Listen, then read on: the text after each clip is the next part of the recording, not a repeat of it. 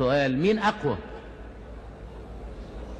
رئيس وزارة بريطانيا ولا وزير المستعمرات البريطاني ولا السلطان أحمد الفضلي اللي ترك سلطنته وخرج لأنه يشعر أن إرادة التغيير لا بد أن تتحقق، وأن المستعمرات البريطانية اللي موجودة في عدن وموجودة في الجنوب لازم تنتهي ولازم تستقل.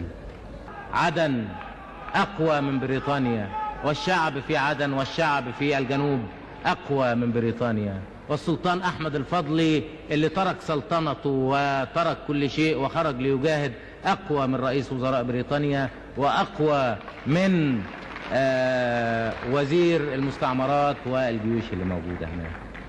إرادة التغيير موجودة في كل مكان، ولا بد أن تنتصر، ولا بد أن تنتصر إرادة التغيير للإنسان الحر في عدن وفي الجنوب.